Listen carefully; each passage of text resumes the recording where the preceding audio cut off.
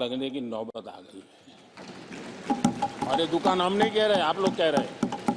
आप लोग कहते हैं दुकान खोलिए, सब जगह पे बोलते हैं। दुकान को ताला लगने की बात आई।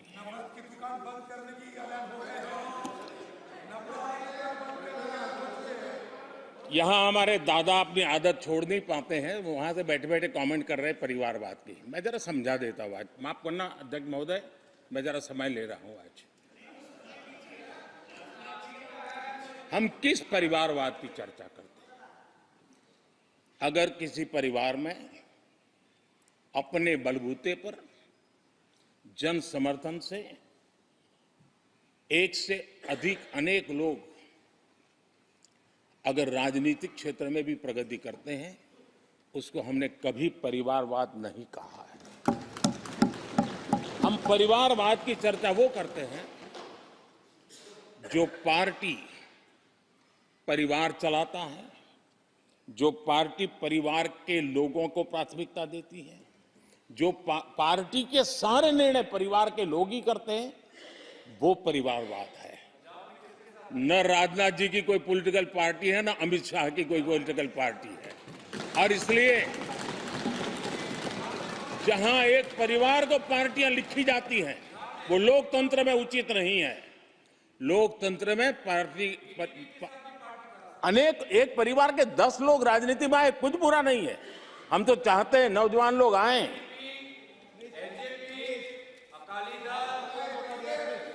हम भी चाहते हैं ये इसकी चर्चा करिए। हमारे साथ, आपके साथ मेरा विषय नहीं है। देश के लोकतंत्र के लिए परिवारवादी राजनीति, पारिवारिक पार्टियों की राजनीति, ये हम सबकी चिंता का विषय होना चाहिए। और इसलिए मैं किसी परिवार के 2 लोग अगर प्रगति करते हैं, उसको तो मैं स्वागत करूंगा। 10 लोग प्रगति करें, मैं स्वागत करूंगा।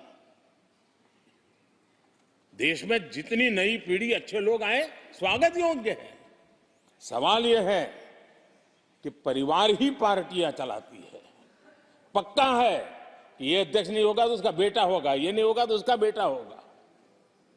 ये लोकतंत्र का खतरा है। और इसलिए अच्छा हुआ दादा, थैंक यू। ये विषय कभी बोलता नहीं था, आज बोल दिया मैंने। आदरणीय अध्यक्ष जी, एक ही प्रोडक्ट को बार बार लॉन्च करने का भरपूर प्रयास हो रहा है।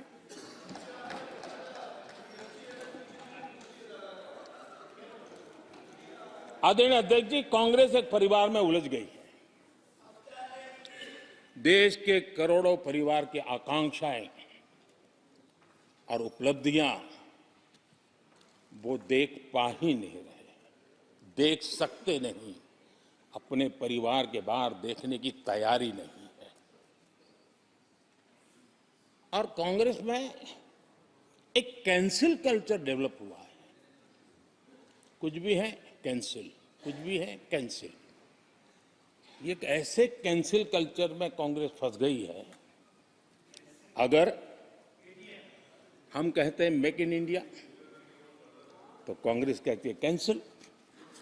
हम कहते हैं आत्मनिर्भर भारत, कांग्रेस कहती है कैंसिल। हम कहते हैं वोकल फॉर लोकल, कांग्रेस कहती है कैंसिल। हम कहते हैं वंदे भारत ट्रेन, कांग्रेस कहती है कैंसिल। हम कहते हैं संसद की नई इमारत, कांग्रेस कहती है कैंसिल। यानी मैं हैरान हूं, ये कोई मोदी की उपलब्धियां नहीं है, देश की उपलब्धियां है।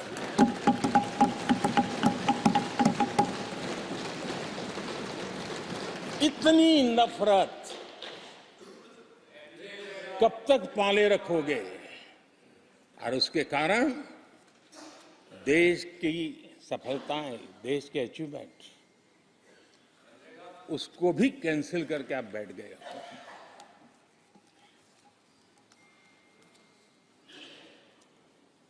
आदरणीय अध्यक्ष जी, राष्ट्रपति जी ने विकसित भारत के रोडमैप पर चर्चा करते हुए आर्थिक पहलुओं पर विस्तार से चर्चा की। अर्थव्यवस्था के मूलभूत जो आधार है, उसके की बारीकी से चर्चा की। और भारत की मजबूत अर्थव्यवस्था को आज पूरी दुनिया सराह रही है, पूरी दुनिया उससे प्रभावित है। और जब विश्व संकट से गुजर रहा है तब तो उनको और ज्यादा अच्छा लगता है।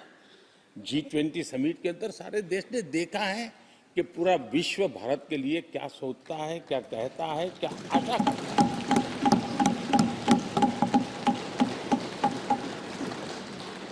और इन सारे 10 साल के कार्यकाल के अनुभव के आधार पर आज की मजबूत अर्थव्यवस्था को देखते हुए जिस तेज गति से भारत विकास कर रहा है, उसकी बारीकियों को जानते हुए मैं विश्वास से कहता हूं, और इसीलिए मैंने कहा है कि हमारे तीसरे टर्म में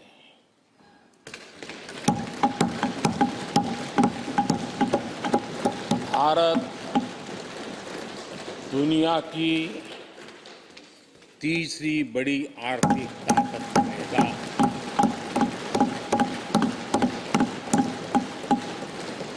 और ये मोदी की गारंटी है।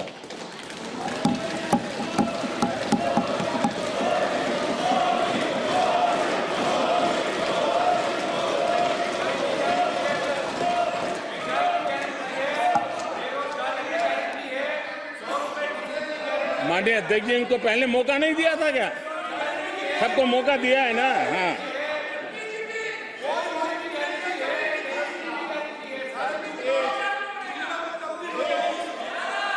आदरणीय अध्यक्ष जी,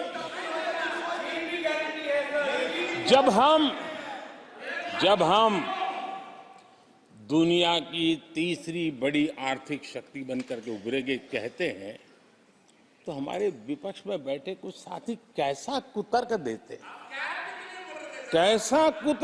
हैं। वो कहते हैं इसमें क्या है, ये तो अपने आप हो जाएगा। क्या कमाल है आप लोगों की। मोदी का क्या है, ये तो अपने आप हो जाएगी।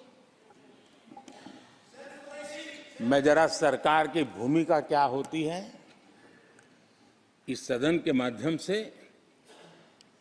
देश को और विशेष करके देश के युवा मन को बताना चाहता हूं, देश की युवा शक्तियों को बताना चाहता हूं कि होता कैसे है और सरकार की भूमिका क्या होती है। आदरणीय अध्यक्ष जी, 10 साल पहले 2014 में फरवरी महीने में जो इंटरिम बजट आया था, उस समय कौन लोग बैठे थे आपको तो मालूम ही है, देश को ही मालूम है। जो 10 साल पहले इंटरिम बजट आया था, उसे पेश करते समय उस समय के वित्त मंत्री ने जो कहा था, मैं उसको कोट कर रहा हूं। और एक एक शब्द बड़ा मूल्यवान है जी। जब आप लोग कहते हैं ना ये तो अपने आप तीसरे नंबर पर जा ही जाएगा, ऐसा कहते हैं, उनको जरा समझना चाहिए। ये उन्होंने क्या कहा था, I now wish to look forward and outline a vision for the future. Vision for the future. पूरे ब्रह्मांड के सबसे बड़े अर्थशास्त्री बोल रहे थे। I now wish to look forward and outline a vision for the future. आगे कहते हैं, I wonder how many have noted the fact that India's economy, in terms of the size of its GDP, is the 11th largest in the world. यानी 2014 में 11 number पहुंचने पर क्या गौरवगान होता था। आज 5 पर पहुंच गए और आपको क्या हो गया, क्या हो गया। आदरणीय अध्यक्ष जी, आदरणीय अध्यक्ष जी, आदरणीय अध्यक्ष जी, आदरणीय अध्यक्ष जी, आदरणीय अध्यक्ष जी, आदरणीय अध्यक्ष जी, मैं आगे पढ़ रहा हूं। गोगोई जी, थैंक यू, आपने अच्छा कहा। मैं आगे पढ़ रहा हूं, ध्यान से सुनिए साथियों, ध्यान से सुनिए। उन्होंने कहा था is the 11th largest in the world. बड़ा गौरव का बात था। There are great things in the store, आगे वो कह रहे हैं there are great things in store. फिर आगे कहते हैं there is a well argued view that in the next 3 decades, India's nominal GDP will take the country to the 3rd rank after the US and China. उस समय ये ब्रह्मांड के बड़े अर्थशास्त्री कह रहे थे कि तीसरे नंबर पर 30 साल में हम पहुंच जाएंगे। 30 साल। और फिर कहा था ये मेरा विजन जो मैं मनमोहन सिंह नहीं थे उस वक्त, मनमोहन सिंह नहीं थे। बहुत लोग हैं जो ये ख्यालों में रहते हैं वो ब्रह्मांड के सबसे बड़ी अर्थशास्त्री है। ये लोग 2014 में कह रहे हैं और विजन क्या देखते हैं 2044 यानी 2044 तक तीसरी अर्थव्यवस्था की बात। ये इनकी सोच, ये इनकी मर्यादा, सपना भी देखने का सामर्थ्य खो चुके थे लोग। संकल्प तो दूर की बात थी। 30 साल का इंतजार करने के लिए मेरे देश की युवा पीढ़ी को कह कर गए थे, लेकिन हम आज आपके सामने विश्वास से खड़े हैं, इस पवित्र सदन में खड़े हैं और मैं आपको विश्वास दिलाता हूं कि 30 साल हम नहीं लगने देंगे। ये मोदी की गारंटी है। मेरे तीसरे कार्यकाल में देश दुनिया की तीसरी आर्थिक शक्ति बन जाए।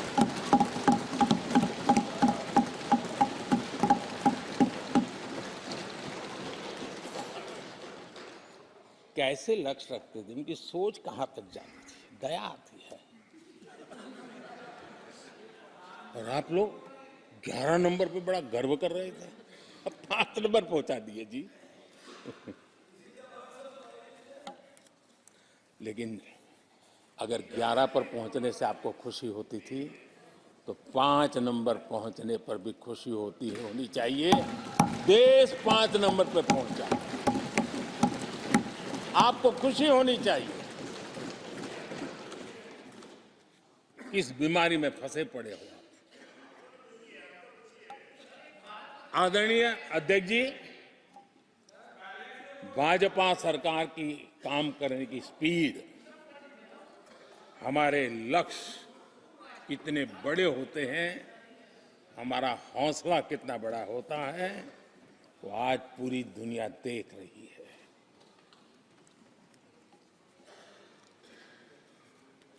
और आदरणीय अध्यक्ष जी, एक कहावत है हमारे उत्तर प्रदेश में, खास एक कहावत कही जाती है, 9 दिन चले 2.5 कोस।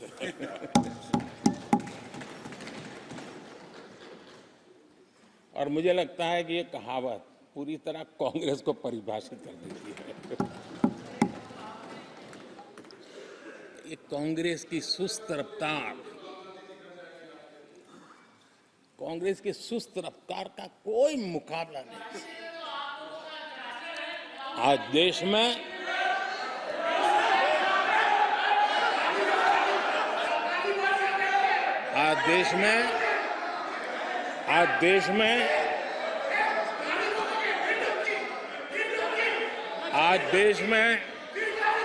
जिस रफ्तार से काम हो रहा है, कांग्रेस सरकार इस रफ्तार की कल्पना भी नहीं कर सकती। आदरणीय अध्यक्ष जी, शहरी गरीबों के लिए हमने गरीबों के लिए 400 घर हमने गरीबों के लिए, आदरणीय अध्यक्ष जी, हमने गरीबों के लिए 4 करोड़ घर बनाए।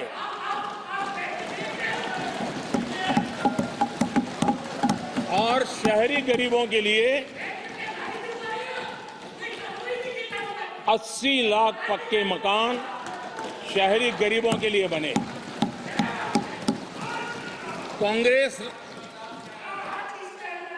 अगर कांग्रेस की रफ्तार से घर बने होते तो क्या हुआ होता, मैं इसका हिसाब लगाता हूं। अगर कांग्रेस की जो रफ्तार थी उस प्रकार से चला होता तो 100 साल लगते, इतना काम करने में 100 साल लगते, 5 पीढ़ियां गुजर जाती। आदरणीय अध्यक्ष जी, 10 वर्ष में 40,000 किलोमीटर रेलवे ट्रैक का इलेक्ट्रिफिकेशन हुआ। अगर कांग्रेस की रफ्तार से देश चलता, इस काम को करने में 80 साल लग जाते। एक प्रकार से 4 पीढ़ियां गुजर जाती। आदरणीय अध्यक्ष जी, हमने 17 करोड़ अधिक गैस कनेक्शन दिए। ये मैं 10 साल का हिसाब दे रहा हूं। अगर कांग्रेस की चाल से चलते तो ये कनेक्शन देने में और 60 साल लग जाते। 3 पीढ़ियां धुएं में खाना पकाते पकाते गुजर जाती। आदरणीय अध्यक्ष जी, हमारी सरकार ने सैनिटेशन कवरेज 40% से 100% तक पहुंची है। अगर कांग्रेस की रफ्तार होती तो ये काम होते होते 60-70 साल और लगते और कम से कम 3 पीढ़ियां गुजर जाती, लेकिन गारंटी नहीं होता कि नहीं होता। आदरणीय अध्यक्ष जी, कांग्रेस की जो मानसिकता है, जिसका देश को बहुत नुकसान हुआ है, कांग्रेस ने देश के सामर्थ्य पर कभी भी विश्वास नहीं किया।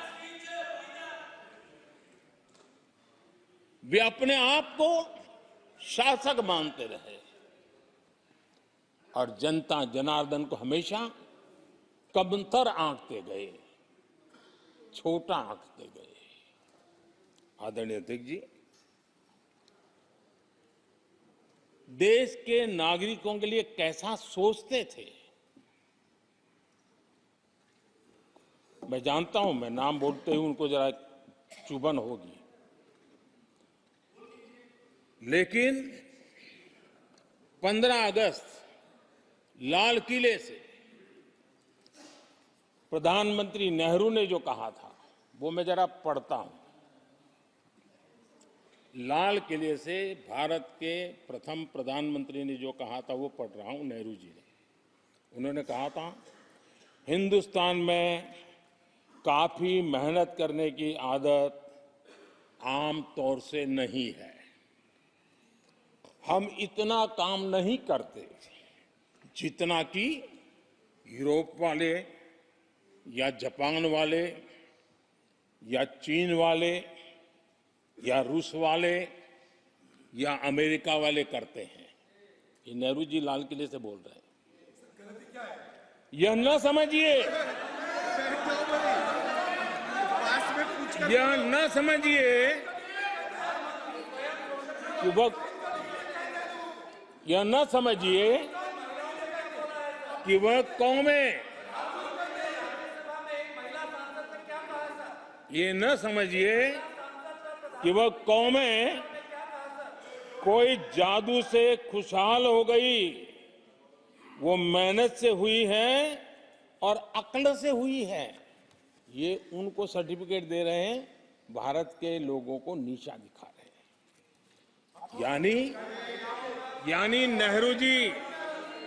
यानी नेहरू जी की भारतीयों के प्रति सोच थी कि भारतीय आलसी है। नेहरू जी की भारतीयों के लिए सोच थी कि भारतीय कम अक्ल के लोग होते हैं। और आदरणीय अध्यक्ष जी,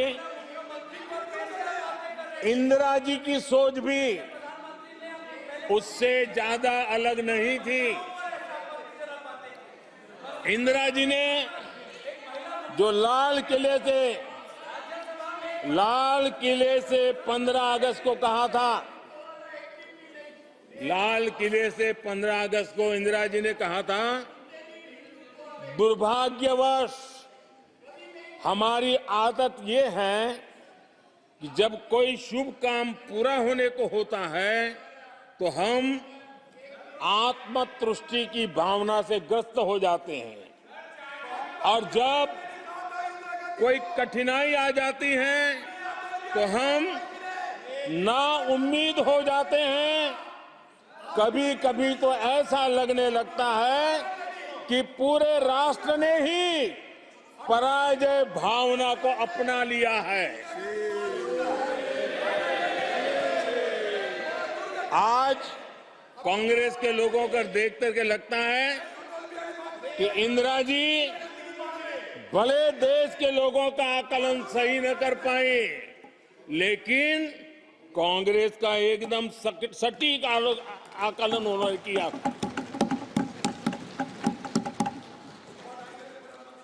कांग्रेस के शाही परिवार के लोग मेरे देश के लोगों को ऐसा ही समझते थे, उनके विषय में ऐसे ही सोचते। और आज भी वही सोच देखने को मिलती है। माननीय अध्यक्ष जी,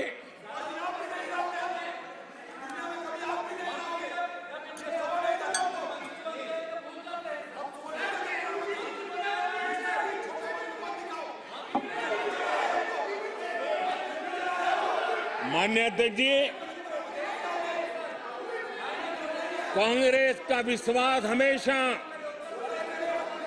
सिर्फ एक परिवार पर रहा है। एक परिवार के आगे वो न कुछ सोच सकते हैं, न कुछ देख सकते हैं। कुछ दिन पहले भानुमति का कुनबा जोड़ा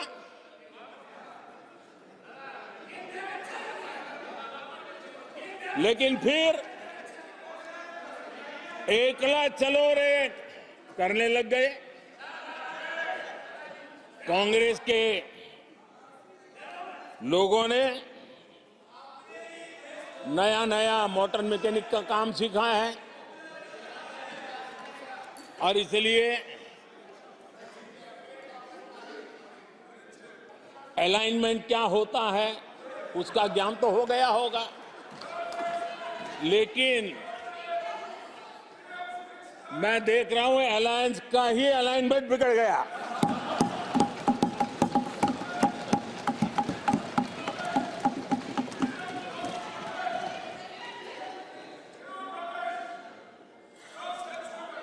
इनको अपने इस कुनबे में अगर एक दूसरे पर विश्वास नहीं है तो ये लोग देश पर विश्वास कैसे करेंगे। आदरणीय अध्यक्ष जी, हमें देश के सामर्थ्य पर भरोसा है, हमें लोगों की शक्ति पर भरोसा है। आदरणीय अध्यक्ष जी,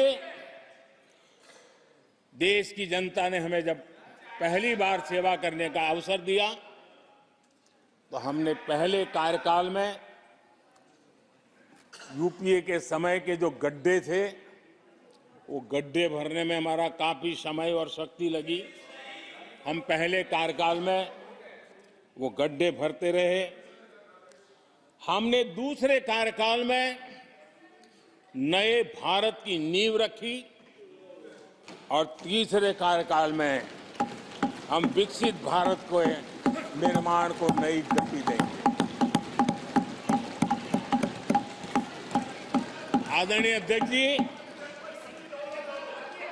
पहले कार्यकाल में हमने स्वच्छ भारत, उज्ज्वला,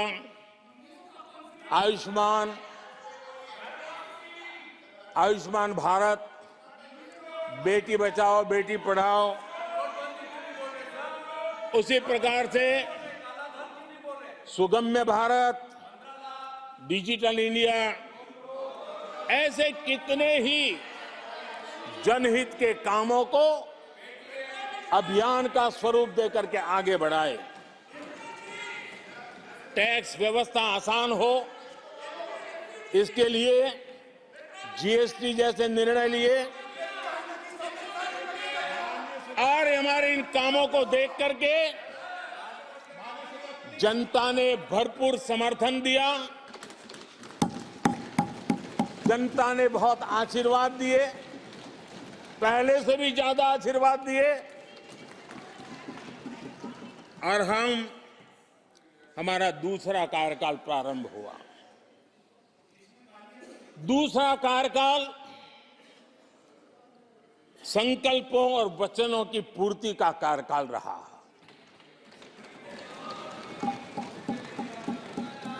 जिन उपलब्धियों का देश लंबे समय से इंतजार कर रहा था, वो सारे काम हमने दूसरे कार्यकाल में पूरे होते देखे। हम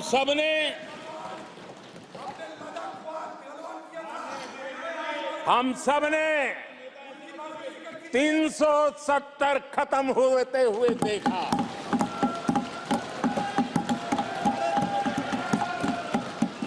इन्हीं माननीय सांसदों के आंखों के सामने और उनके वोट की ताकत से 370 गया।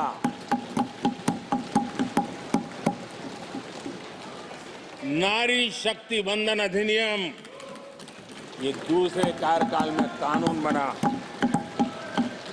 आदरणीय अध्यक्ष जी, अंतरिक्ष से लेकर के ओलंपिक तक सशस्त्र बलों से संसद तक नारी शक्ति के सामर्थ्य की गूंज उठेगी।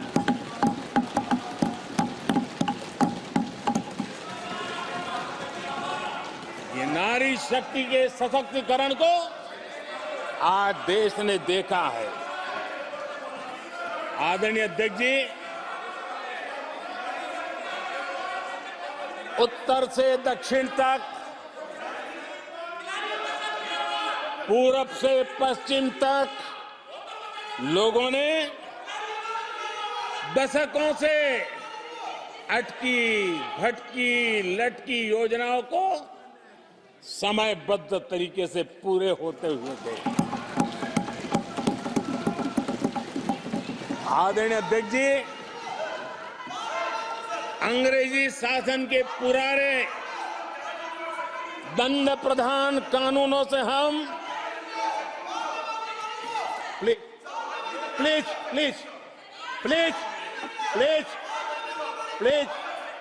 माननीय सदस्यगण, सदन के नेता बोल रहे हैं, आपको प्लीज आप समझाइए। सदन के नेता बोल रहे हैं, आपको मैंने सबको पर्याप्त समय पर्याप्त अवसर दिया था।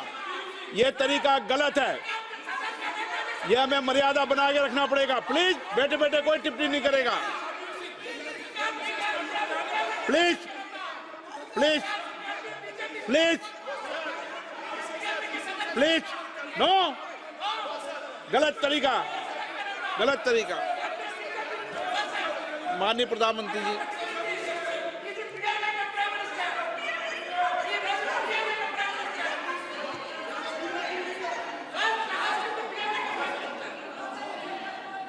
ये तरीका है क्या आपका?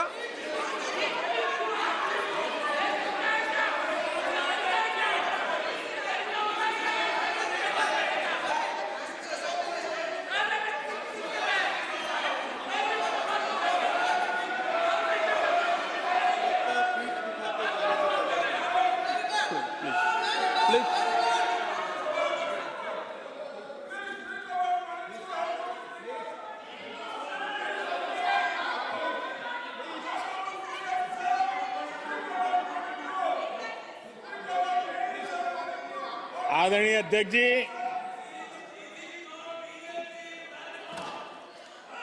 अंग्रेजी शासन के पुराने कानून जो दंड प्रधान थे, उन दंड प्रधानों से के कानूनों से हट करके हमने न्याय संहिता तक प्रगति की।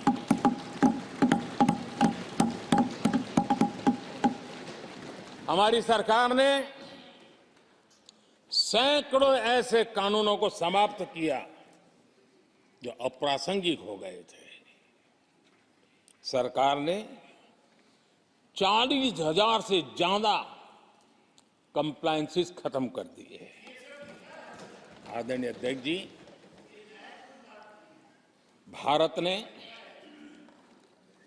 अमृत भारत और नमो भारत ट्रेनों से भविष्य की उन्नति के सपने थे।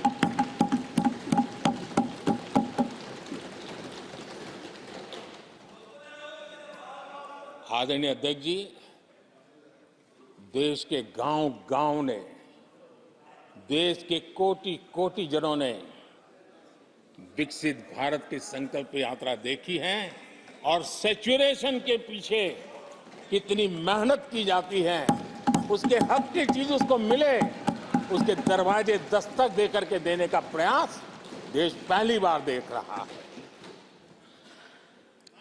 आदरणीय अध्यक्ष जी, भगवान राम, आदरणीय अध्यक्ष जी, भगवान राम न सिर्फ अपने घर लौटे, बल्कि एक ऐसे मंदिर का निर्माण हुआ जो भारत की महान सांस्कृतिक परंपरा को नई ऊर्जा देता रहेगा।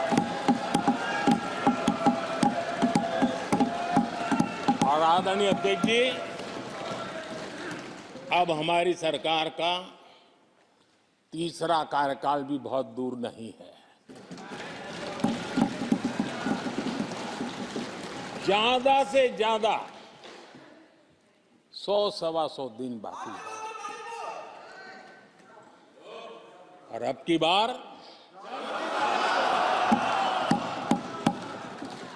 पूरा देश कह रहा है, अब की बार खड़गे जी भी कह रहे हैं। लेकिन अध्यक्ष जी, मैं आमतौर पर ये आंकड़े के चक्कर में नहीं पड़ता, लेकिन मैं देख रहा हूं देश का मिजाज एनडीए को तो 400 पार कर पाई के रहेगा, लेकिन भारतीय जनता पार्टी को 370 सीट अवश्य देगा।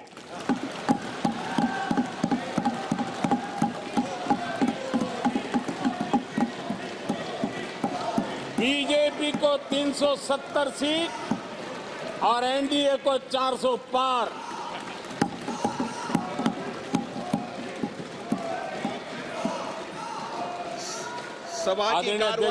सभा की कार्रवाई इस विषय की समाप्ति तक बढ़ा दी जाए।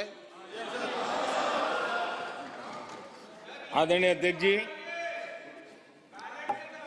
हमारा तीसरा कार्यकाल बहुत बड़े फैसलों का होगा।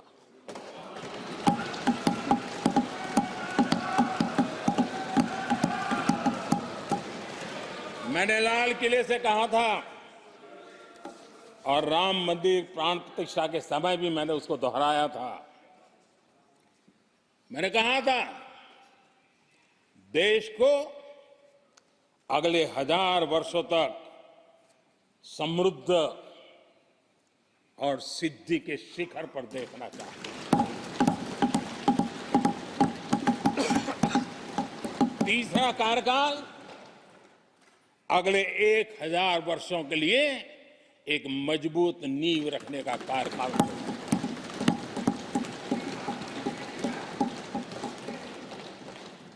आदरणीय अध्यक्ष जी, मैं भारतवासियों के लिए, उनके भविष्य के लिए बहुत ही विश्वास से भरा हुआ है। मेरा देश के 140 करोड़ नागरिकों के सामर्थ्य पर अपार भरोसा है। मेरा बहुत विश्वास है।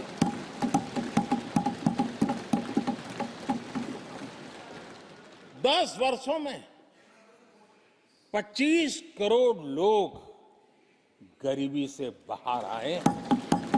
ये सामर्थ्य दिखाता है। आदरणीय अध्यक्ष जी,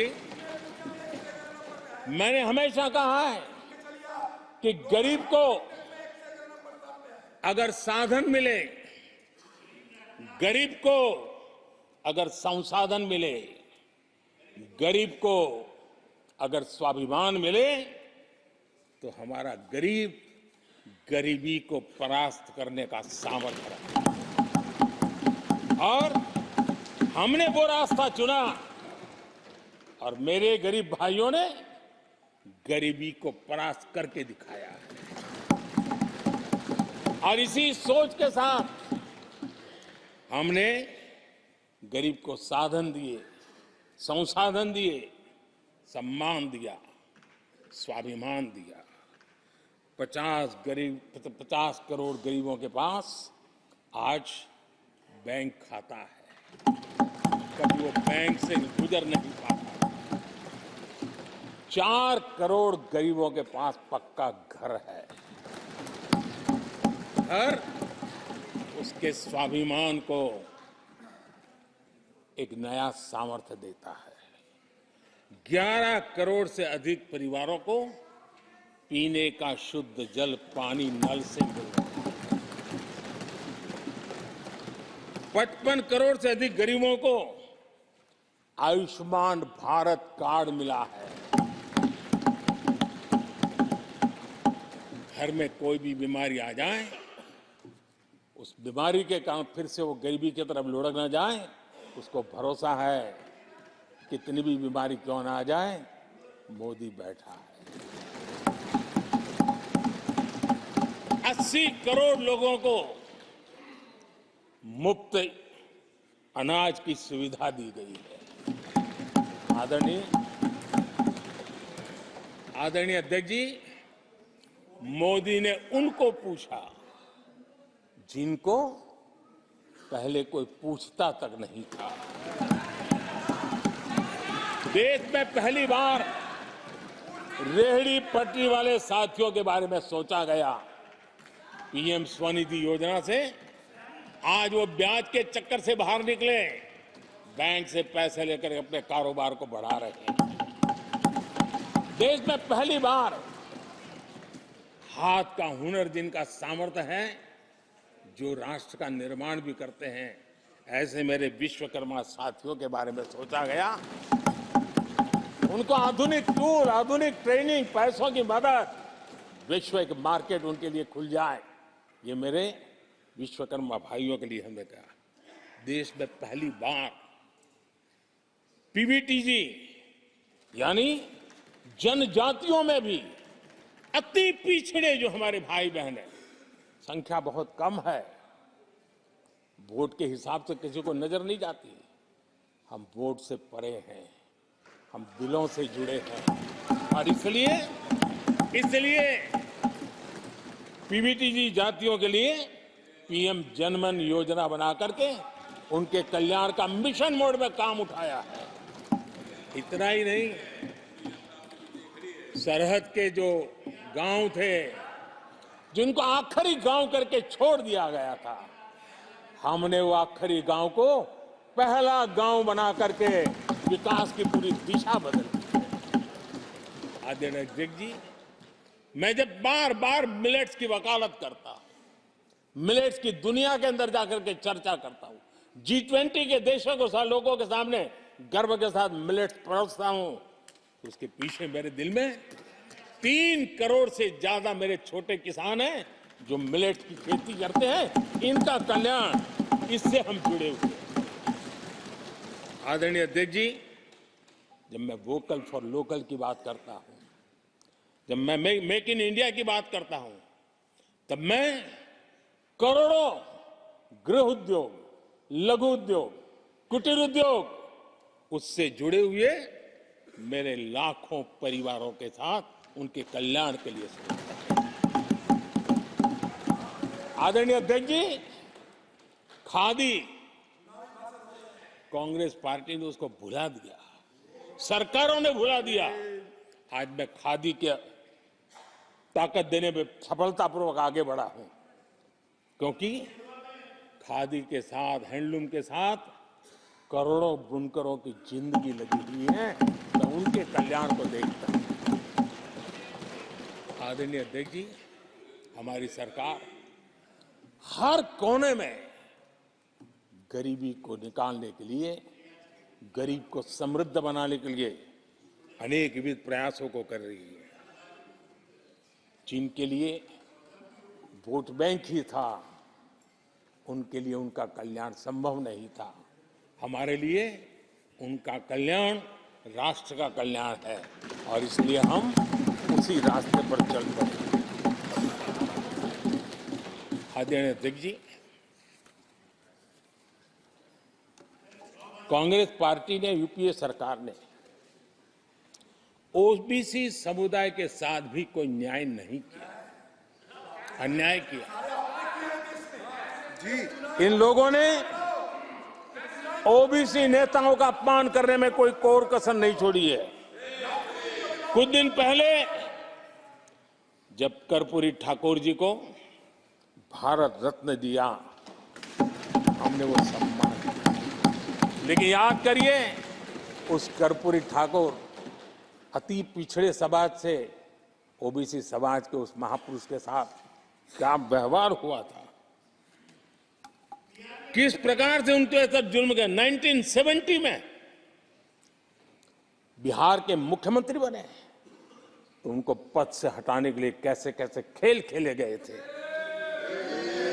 उनकी सरकार अस्थिर करने के लिए क्या कुछ नहीं किया गया था। आदरणीय अध्यक्ष जी, कांग्रेस को अति पिछड़ा व्यक्ति बर्दाश्त नहीं हुआ था।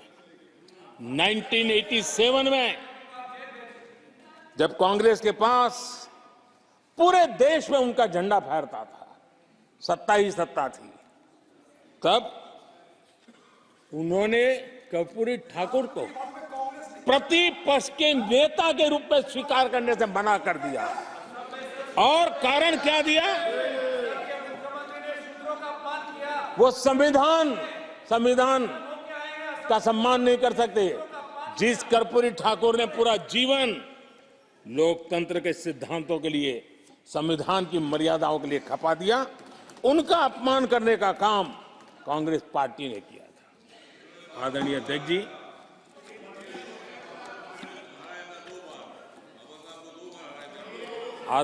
जी,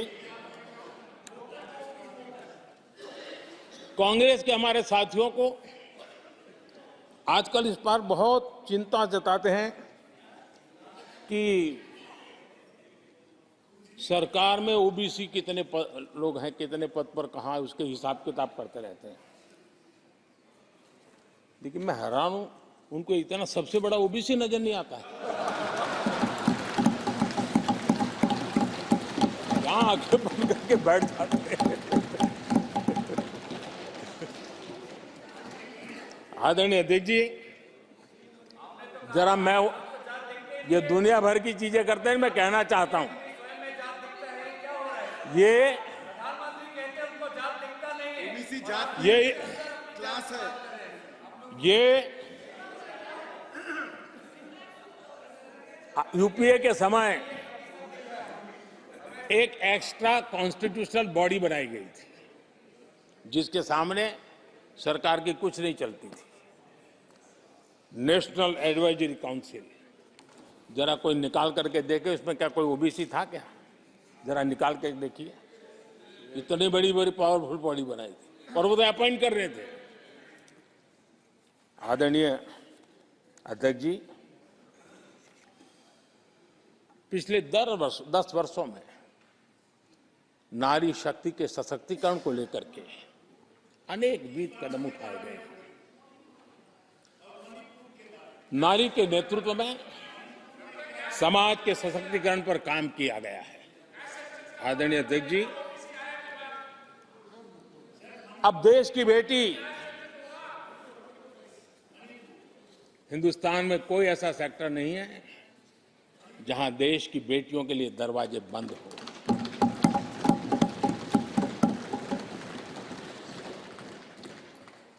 आज हमारे देश की बेटियां फाइटर जेट भी उड़ा रही हैं और हमारे देश की सीमाओं को भी सुरक्षित रख रही है।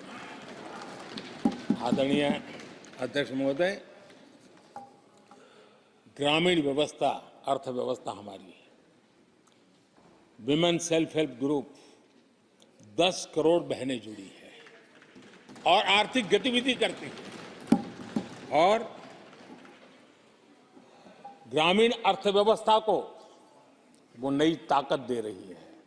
और मुझे आज खुशी है कि इन प्रयासों का परिणाम है कि आज करीब करीब 1 करोड़ लखपति दीदी आज देश में है।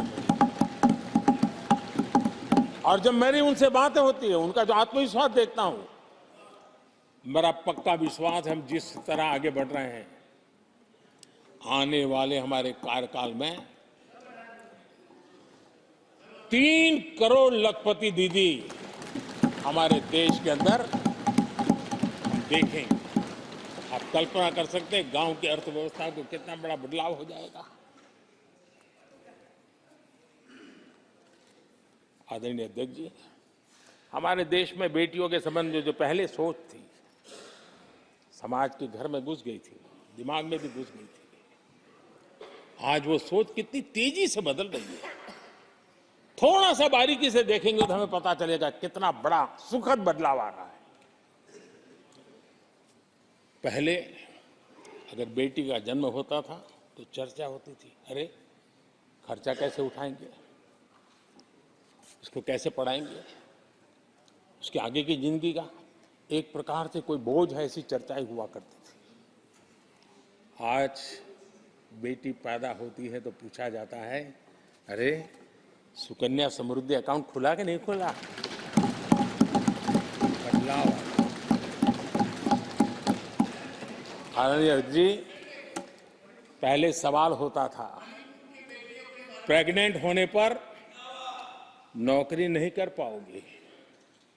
पहले ये बात होती थी प्रेग्नेंट होने पर नौकरी नहीं कर पाओगे। आज कहा जाता है 26 हफ्ते की पेड लीव और बाद में भी अगर चाहिए तो मिलेगी। ये बदलाव होता है।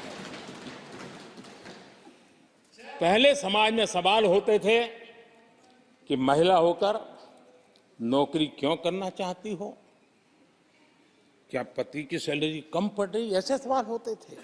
आज लोग पूछ रहे हैं, मैडम आपका जो स्टार्टअप है ना बहुत प्रगति कर रहा है, क्या मुझे नौकरी मिलेगी। ये बदलाव।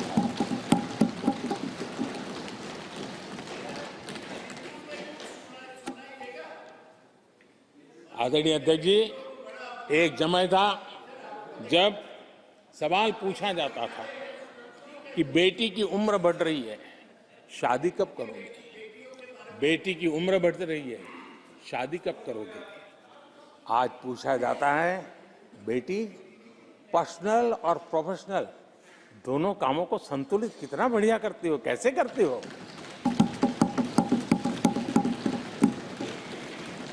आदरणीय अध्यक्ष जी, एक समय था घर में कहा जाता था कि घर के मालिक घर पे है कि नहीं है, ऐसा पूछा जाता था।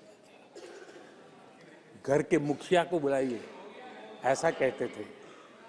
आज किसी के घर जाते हैं तो घर महिला के नाम पर, बिजली का बिल उसके नाम पर आता है, पानी गैस सब उसके नाम पर। तो परिवार के मुखिया की जगह आज मेरी माताएं बहन है। ये बदलाव अमृतकाल में विकसित भारत का हमारा जो संकल्प है ना, इसकी एक बहुत बड़ी शक्ति के रूप में उभरने वाला है और मैं उस शक्ति के दर्शन कर पा रहा हूं। आदरणीय अध्यक्ष महोदय,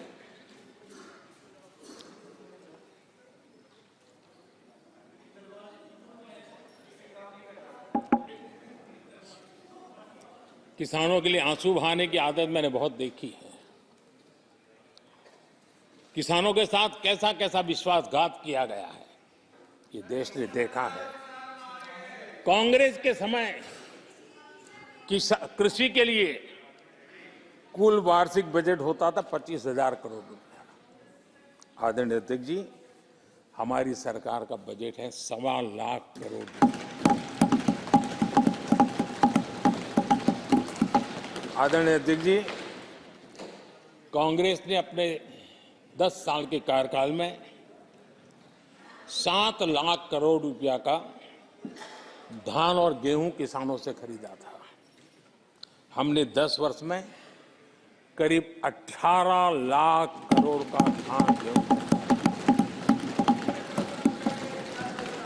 कांग्रेस सरकार ने दलहन और तिलहन की खरीदी नाम मात्र कभी कहीं की हो तो की हो। हमने 1.25 लाख करोड़ रुपए से भी अधिक का दलहन और तिलहन खरीद किया है। हमारे कांग्रेस के साथियों ने पीएम किसान सम्मान निधि का मड़ा उड़ाया, और जब मैंने मेरी पहली टर्म में ये योजना शुरू की थी तो मुझे याद है कि झूठा नैरेटिव की जो फैशन चल पड़ी है, गांव में जाके कहा जाता था कि देखिए ये मोदी के पैसे मत लेना, ये चुनाव एक बार जीत गया तो सारे पैसे ब्याज समेत तुमसे वापस मांगेगा। ऐसा झूठ फैलाया गया था, किसानों को इतना मूर्ख बनाने की कोशिश की गई थी। आदरणीय अध्यक्ष जी, पीएम किसान सम्मान निधि 2,80,000 करोड़ रुपए हमने भेजे। पीएम फसल बीमा योजना 30,000 रुपया का प्रीमियम, और उसके सामने 1.5 लाख करोड़ रुपया मेरे किसान भाई बहनों को दिया। कांग्रेस ने अपने शासनकाल में कभी भी मछुआरे पशुपालक की तो नामो निशान नहीं था उनके काम में। पहली बार इस देश में मछुआरों के लिए अलग मंत्रालय बना, पशुपालन के लिए अलग मंत्रालय बना। पहली बार पशुपालक को, मछुआरों को किसान क्रेडिट कार्ड दिया गया ताकि कम ब्याज से उसको बैंक से पैसा मिल सके, वो अपना कारोबार बढ़ा सके। किसान और मछुआरों की चिंता सिर्फ जानवरों की नहीं होती है, जिंदगी का एक महत्वपूर्ण हिस्सा है। आर्थिक चक्र को चलाने में इन पशुओं की भी बहुत बड़ी भूमिका होती है। हमने फुट एंड माउथ डिसीज, उससे हमारे पशुओं को बचाने के लिए 50 करोड़ से ज्यादा टीके लगाए हैं, पहले कभी सोचा नहीं। आदरणीय अध्यक्ष महोदय, आज भारत में युवाओं के लिए जितने नए अवसर बने हैं, ये पहले कभी नहीं बने। आज पूरी वोकेबलरी बदल गई है। शब्द पूरे जो पहले कभी सुनने को नहीं मिलते थे, वो बोलचाल के सहज दुनिया में शब्द आ चुके हैं। आज चारों तरफ स्टार्टअप्स की गूंज है, यूनिकॉर्न्स चर्चा में है। आज डिजिटल क्रिएटर्स एक बहुत बड़ा वर्ग हमारे सामने है। आज गीग इकोनॉमी की चर्चा हो रही है। ये युवाओं के जुबान पर ये नए भारत की नई वोकेबलरी है, ये नई आर्थिक साम्राज्य की नई परिवेश है, नई पहचान है। ये सेक्टर युवाओं के लिए रोजगार के लाखों नए अवसर बना रहे हैं। 2014 से पहले डिजिटल इकोनॉमी की साइज ना के बराबर थी, बहुत ज्यादा उसकी चर्चा भी नहीं थी। आज भारत दुनिया की डिजिटल इकोनॉमी है, अग्रणी है। लाखों युवा इससे जुड़े हैं, और आने वाले समय में ये डिजिटल इंडिया मूवमेंट जो है वो देश के नौजवानों के लिए अनेक अवसर अनेक अनेक रोजगार, अनेक अनेक प्रोफेशंस के लिए अवसर लेकर के आने वाला है। आदरणीय अध्यक्ष जी, आज Bharat made in India phone दुनिया में पहुंच रहे हैं। दुनिया में हम नंबर 2 बन गए हैं। और एक तरफ सस्ता मोबाइल प्राप्त हुआ है और दूसरी तरफ सस्ता डेटा। इन दोनों ने एक बहुत बड़ा रिवॉल्यूशन लाया है देश में और दुनिया में।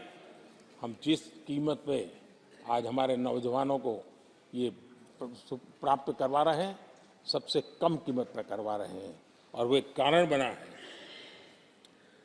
आज मेड इन इंडिया अभियान रिकॉर्ड मैन्युफैक्चरिंग, रिकॉर्ड एक्सपोर्ट या देश देख रहा है। आदरणीय जी, ये सारे काम हमारे नौजवानों के लिए सबसे ज्यादा रोजगार लाने वाले काम हैं, सबसे ज्यादा रोजगार के अवसर पैदा करेंगे। आदरणीय अध्यक्ष महोदय, 10 वर्ष में टूरिज्म सेक्टर में अभूतपूर्व उछाल आया है। हमारे देश में ये ग्रोथ और टूरिज्म सेक्टर ऐसा है जिसमें कम से कम पूंजी निवेश में अधिक से अधिक लोगों को रोजगार देने वाला अवसर है और सामान्य से सामान्य व्यक्ति को भी ये रोजगार देने वाला अवसर है। स्वरोजगार की सबसे ज्यादा संभावनाएं वाला टूरिज्म क्षेत्र है। 10 वर्ष में एयरपोर्ट 2 गुने बने। भारत सिर्फ एयरपोर्ट बने ऐसा नहीं है, भारत दुनिया का तीसरा बड़ा डोमेस्टिक एविएशन सेक्टर बना, दुनिया के तीसरे बड़े। हम सबको खुशी होनी चाहिए। भारत की जो एयरलाइंस कंपनियां हैं, उन्होंने 1000 नए एयरक्राफ्ट के ऑर्डर दिए। देश में 1000 नए एयरक्राफ्ट। और जब इतने सारे हवाई जहाज ऑपरेट होंगे, सारे एयरपोर्ट कितने धमधमते होंगे, कितने पायलट्स की जरूरत पड़ेगी, कितने हमें क्रू मेंबर चाहिए, कितने इंजीनियर चाहिए, कितने ग्राउंड सर्विस के लिए लोग चाहिए। यानी रोजगारी के नए नए क्षेत्र खुलते जा रहे हैं। एविएशन सेक्टर भारत के लिए एक बहुत बड़ा नया अवसर बनकर के आया है। आदरणीय अध्यक्ष जी, हमारी कोशिश नहीं है कि इकोनॉमी को हम फॉर्मलाइज करने की दिशा में मजबूती से कदम उठाए, युवाओं को नौकरी भी मिले, सोशल सिक्योरिटी भी मिले। इन दोनों को लेकर के और आपने जिन बातों के आधार पर हम निर्णय करते हैं और देश में भी माना जाता है, वो एक होता है डाटा ईपीएफओ का। ईपीएफओ में जो रजिस्ट्रेशन होता है, 10 साल में करीब 18 करोड़ नए सब्सक्राइबर आए और वो तो सीधा पैसों से जुड़ा खेल होता है, उसमें फर्जी नाम नहीं होते हैं। मुद्रा लोन पाने वालों में 8 करोड़ लोग ऐसे हैं जिन्होंने जीवन में पहली बार कारोबार अपना शुरू किया है, बिजनेस। और जब मुद्रा लोन लेता है तो खुद तो रोजगारी पाता है, 1 या 2 और लोगों को भी रोजगारी देता है, क्योंकि तो उसका काम ऐसा होता है। हमने लाखों स्ट्रीट वेंडर्स को सपोर्ट किया है। 10 करोड़ महिलाएं एसएचजी से जुड़ी, जैसा मैंने कहा, 1 लाख और लखपति दीदी 1 करोड़, ये अपने आप में बहुत। और मैंने जैसे कहा, हम 3 करोड़ के टारगेट को। आदरणीय अध्यक्ष जी, कुछ आंकड़े हैं जो अर्थशास्त्री समझते हैं, नहीं सामान्य मानवी भी समझता है। 2014 से पहले के 10 वर्षों में इंफ्रास्ट्रक्चर के निर्माण में करीब करीब 12 लाख करोड़ का बजट था। 10 साल में 12 लाख करोड़। बीते 10 वर्षों में इंफ्रास्ट्रक्चर निर्माण के अंदर बजट 44 लाख करोड़, 44 लाख करोड़। रोजगार कैसे बढ़ते हैं, इससे समझ आता है। आदरणीय अध्यक्ष जी, इस राशि से जितनी बड़ा मात्रा में काम हुआ है, उसके कारण इतने लोगों को रोजी रोटी मिली है, इसका आप अंदाज कर सकते हैं। हम भारत को मैन्युफैक्चरिंग का, रिसर्च का, इनोवेशन का हब बने, उस दिशा में देश की युवा शक्ति को प्रोत्साहित कर रहे हैं, व्यवस्थाएं विकसित कर रहे हैं, आर्थिक मदद के योजनाएं बना रहे हैं। आदरणीय अध्यक्ष जी, एनर्जी के क्षेत्र में हम हमेशा डिपेंडेंट रहे। एनर्जी के सेक्टर में हमें आत्मनिर्भर होने की दिशा में बहुत कुछ करने की आवश्यकता है और हमारी कोशिश है ग्रीन एनर्जी की तरफ। हाइड्रोजन को लेकर के हम बहुत बड़ी मात्रा में आगे बढ़ रहे हैं, उसमें अभूतपूर्व निवेश। उसी प्रकार से दूसरा क्षेत्र है जिसमें भारत को लीड लेनी होगी, वो है सेमीकंडक्टर। पिछली सरकारों ने जितने प्रयास किए लेकिन सफलता नहीं मिली। अब हम जिस स्थिति में पहुंचे हैं, मैं विश्वास से कहता हूं कि हमारे 3 दशक खराब भले हो गए, लेकिन आने वाला समय हमारा है। हम सेमीकंडक्टर के क्षेत्र में अभूतपूर्व निवेश में देख रहा हूं और भारत दुनिया को एक बहुत बड़ा कंट्रीब्यूशन करेगा। इन सारे कारणों से आदरणीय अध्यक्ष जी, क्वालिटी जॉब की संभावनाएं बहुत बढ़ने वाली है और जिसके कारण समाज में जैसे जैसे हमने एक अलग स्किल मिनिस्ट्री बनाई, उसके पीछे ही तो ये है कि देश के नौजवानों को हुनर मिले और ऐसे अवसर मिले, और हम इंडस्ट्री 4.0 उसके लिए मैन पावर को तैयार करते हुए आगे बढ़ने की दिशा में काम कर रहे हैं। आदरणीय अध्यक्ष जी, यहाँ महंगाई को लेकर के काफ़ी कुछ बातें की गई है। मैं जरूर चाहूँगा कि देश के सामने कुछ सच्चाइयाँ आनी चाहिए। इतिहास गवाह है, जब भी कांग्रेस आती है महंगाई लाती है।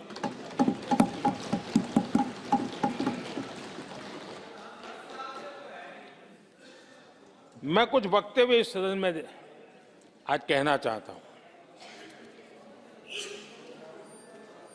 और किसी की आलोचना करने के लिए नहीं कह रहा हूं, लेकिन हो सकता है कि हमारी बात जो समझ नहीं पाते हैं वो अपने लोगों की बात को समझने का प्रयास करेंगे। कहा गया था कभी, और किसने कहा था वो मैं बाद में कहूंगा, हर चीज की कीमत बढ़ जाने की वजह से मुसीबत फैली है, आम जनता उनमें फंसी है। ये स्टेटमेंट ऑफ फैक्ट किसका है? ये कहा था हमारे पंडित नेहरू जी ने, लाल किले से कहा था उस समय। हर चीज की कीमत बढ़ जाने की वजह से मुसीबत फैली है, आम जनता उनमें फंसी है। ये उस समय की बात है। उन्होंने माना था लाल किले से, चारों तरफ महंगाई बढ़ी है। अब इस वक्तव्य के 10 साल के बाद, नेहरू जी के इस वक्तव्य के 10 साल के बाद, एक और वक्तव्य का कोट आपके सामने रखता हूं। आप लोग, मैं कोट बता रहा हूं, आप लोग आजकल भी कुछ दिक्कतों में हैं, परेशानियों में हैं, महंगाई की वजह से। कुछ तो लाचारी है, पूरी तौर से काबू की बात नहीं हो पा रही हमारे इस समय में, हालांकि वो काबू में आएगी। 10 साल के बाद भी महंगाई के यही गीत कहे गए थे, और ये किसने कहा था? फिर से ये नेहरू जी ने कहा था, उन्हीं के कार्यकाल में। तब देश का पीएम रहते उन्होंने 12 साल हो चुके थे, लेकिन हर बार महंगाई कंट्रोल में नहीं आ रही है, महंगाई के कारण आपको मुसीबत हो रही है, इसी के गीत गाते रहे थे। आदरणीय अध्यक्ष जी, अब मैं एक और भाषण का हिस्सा पढ़ रहा हूं। जब देश आगे बढ़ता है तो कुछ हद तक कीमतें भी बढ़ती हैं। हमको ये भी देखना है कि जो भी आवश्यक वस्तु हैं उनकी कीमत को कैसे थामे। ये किसने कहा था? इंदिरा गांधी जी ने कहा था। 1974 में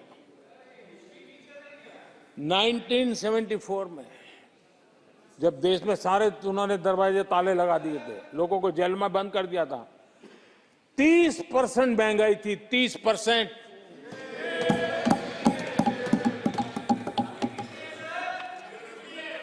आदरणीय अध्यक्ष जी,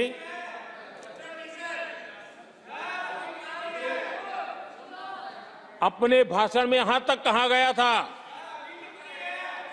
क्या कहा था, आप चौंक जाएंगे। उन्होंने कहा था अगर जमीन न हो, यानी कुछ पैदावार के लिए जमीन न हो, तो अपने गमले और कनस्तर में सब्जी उगा लें।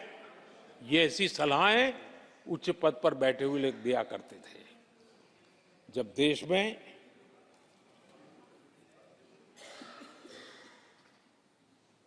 महंगाई को लेकर के 2 गाने सुपर हिट हुए थे हमारे देश में, घर घर गाए जाते थे। एक महंगाई मार गई और दूसरा महंगाई डायन खाए जा, डायन खाए जाता है। और ये दोनों गाने कांग्रेस के शासनकाल में आए।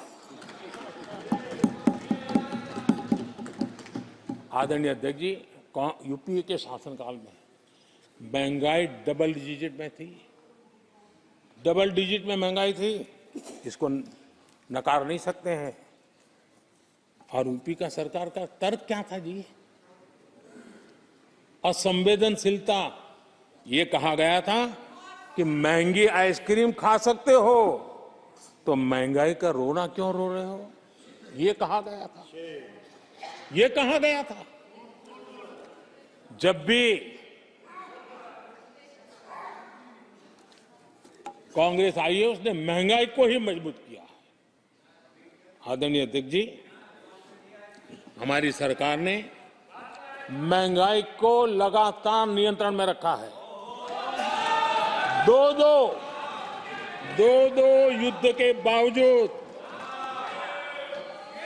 और 100 साल में आए सबसे बड़े संकट के बावजूद महंगाई नियंत्रण में है और हम कर पाए हैं।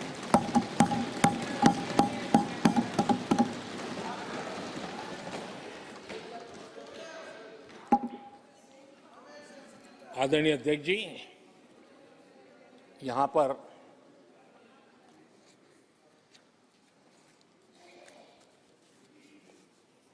बहुत गुस्सा व्यक्त किया गया। जितना हो सका उतने कठोर शब्द में गुस्सा व्यक्त किया गया। उनका दर्द मैं समझता हूं, उनकी मुसीबत और ये गुस्सा मैं समझता हूं, क्योंकि तीर निशाने पर लगा है।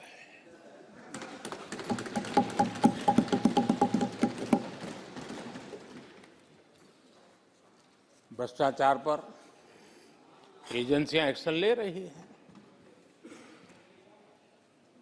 उसको लेकर भी इतना गुस्सा, क्या क्या शब्दों का प्रयोग किया जा रहा है। आदरणीय अध्यक्ष जी, 10 साल पहले हमारे सदन में, पार्लियामेंट में क्या चर्चा होती थी? सदन का पूरा समय घोटालों की चर्चा पर जाता था, भ्रष्टाचार की चर्चा पर जाता था, लगातार एक्शन की डिमांड होती थी। सदन यही मांग करता रहता था, किया जा रहा है तो लोग उनका। अध्यक्ष जी, इनके समय में एजेंसियों का सिर्फ और सिर्फ राजनीतिक उपयोग के लिए उपयोग नहीं दिया जाता था। अब आप देखिए उनके कालखंड में क्या हुआ। पीएमएलए एक्ट के तहत हमने पहले के मुकाबले 2 गुने से अधिक केस दर्ज किए। कांग्रेस के समय में ईडी ने 5,000 करोड़ रुपए की संपत्ति जब्त की। हमारे कार्यकाल में ईडी ने 1 लाख करोड़ रुपए की संपत्ति की। देश का लूटा हुआ माल देना ही पड़ेगा। और जिनका इतना सारा माल पकड़ा जाता हो, नोटों के ढेर पकड़े जाते हो। और अधीर बाबू तो बंगाल से आते हैं, देखे हैं नोटों के ढेर उन्होंने। तो किस किस के घर में से पकड़े जाते, किस किस राज्यों में पकड़े जाते थे। ये देश ये नोटों के ढेर देख देख करके चौंक गया है। लेकिन अब जनता को आप मूर्ख नहीं बना सकते। जनता देख रही है कि किस प्रकार से यूपीए सरकार में जो भ्रष्टाचार की बातें होती थी, उसका टोटल 10-15 लाख करोड़ का रहा है। चर्चा होती थी। हमने लाखों करोड़ के घोटाले तो अटकाए, लेकिन उन सारे पैसों को गरीबों के काम लगा दिया, गरीबों के कल्याण के लिए। अब बिचौलियों के लिए गरीबों को लूटना बहुत मुश्किल हो गया है। Direct benefit transfer, Jan Dhan account, Aadhaar, mobile, उसकी ताकत हमने पहचानी है। 30 लाख करोड़ रुपए से ज्यादा रकम हमने लोगों के खाते में सीधी पहुंचाई। और अगर कांग्रेस के एक प्रधानमंत्री ने कहा था कि 1 रुपया भेजते हैं 15 पैसे पहुंचते हैं, अगर उस हिसाब से मैं देखूं तो हम जो 30 लाख भेजे हैं, अगर उनका जमाना होता तो कितना रुपया कहां चला जाता, इसका हिसाब लगाइए। 15% मुश्किल से लोगों के पास पहुंचता, बाकी सब कहां चला जाता। आदरणीय अध्यक्ष जी, हमने 10 करोड़ फर्जी नाम हटाए हैं। अभी लोग पूछते हैं पहले इतना आंकड़ा था, क्यों कम हुआ? आपने ऐसी व्यवस्था बनाई थी जिस बेटी का जन्म नहीं हुआ उसको आपके यहां से विधवा पेंशन जाते थे। और ऐसे सरकारी योजनाओं को मारने के जो रास्ते थे ना, 10 करोड़ फर्जी नाम बंद किए। ये जो परेशानी है ना इन चीजों की है, क्योंकि रोजमर्रा की काय उनकी बंद हो गई है। आदरणीय अध्यक्ष जी, हमने ये फर्जी नामों को हटाने से करीब करीब 3 लाख करोड़ रुपया फर्जी हाथों में जाने से बचाया, गलत हाथों में जाने से बचाया। देश के टैक्स पेयर का पाई पाई बचाना और सही काम में लगाना, इसके लिए हमने जीवन खपा रखे हैं। आदरणीय अध्यक्ष जी,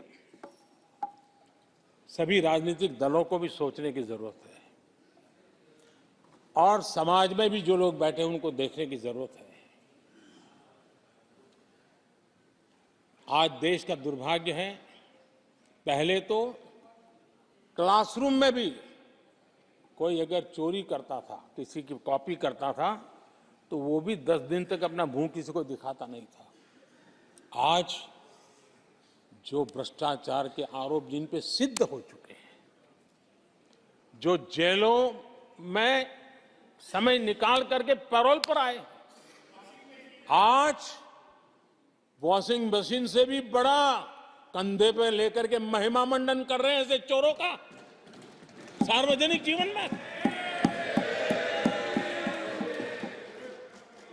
कहां ले जाना चाहते हो देश को तुम? जो सजा हो चुकी है, मैं ये तो समझता हूं कि आरोप जो है उनके लिए तो आप सोच सकते हैं, लेकिन जो गुनाह सिद्ध हो चुका है, जो सजा काट चुके हैं, जो सजा काट रहे हैं, ऐसे लोगों का महिमा मंडन करते हो आप? कौन सा कल्चर और देश की अभावी पीढ़ी को क्या प्रेरणा देना चाहते हो आप? कौन से रास्ते और ऐसी कौन सी आपकी मजबूरी है?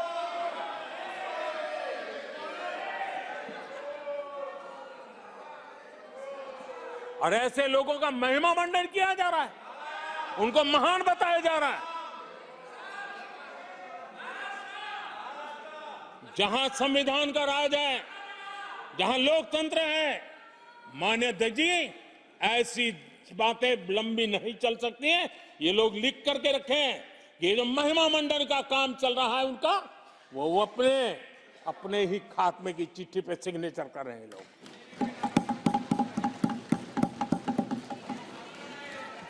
आदरणीय अध्यक्ष जी, जांच करना ये एजेंसियों का काम है। एजेंसियां स्वतंत्र होती हैं और संविधान ने उनको स्वतंत्र रखा हुआ है। और जज करने का काम न्यायाधीश का है। जज करने का काम न्यायाधीश का है और वो अपना काम कर रहे हैं। और अध्यक्ष जी, मैं इस पवित्र सदन में फिर से दोहराना चाहूंगा, जिसको जितना जुल्म मुझ पर करना है कर ले, मेरी भ्रष्टाचार के खिलाफ लड़ाई चलती रहेगी। जिसने देश को लूटा है उनको लौटाना पड़ेगा। जिन्होंने देश को लूटा है उनको लौटाना पड़ेगा। ये मैं देश को इस सदन की पवित्र जगह से वादा करता हूं। जिसको जो आरोप लगाना है लगा लें, लेकिन देश को लूटने नहीं दिया जाएगा और जो लूटा है वो लौटाना पड़ेगा। आदरणीय अध्यक्ष जी, देश सुरक्षा और शांति का एहसास कर रहा है। पिछले 10 वर्ष की तुलना में सुरक्षा के क्षेत्र में देश आज वाकई सशक्त हुआ है। आतंकवाद, नक्सलवाद एक छोटे दायरे में अब सिमटा हुआ है।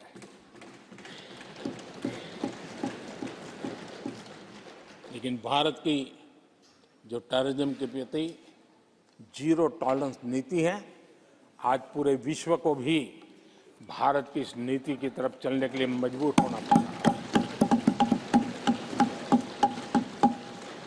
भारत की सेनाएं सीमाओं से लेकर के समंदर तक अपने सामर्थ्य को लेकर के आज भी उनकी थाक है।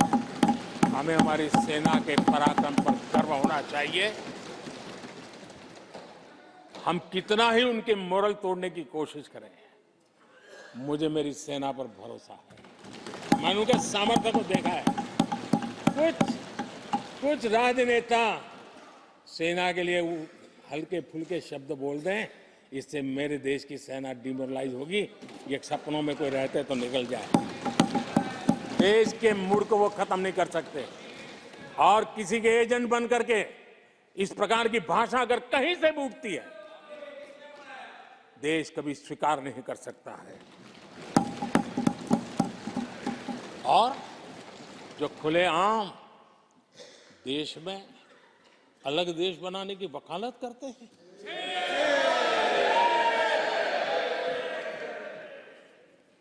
जोड़ने की बातें छोड़ो, तोड़ने की कोशिश करी जा रही। आपके अंदर क्या पड़ा हुआ है?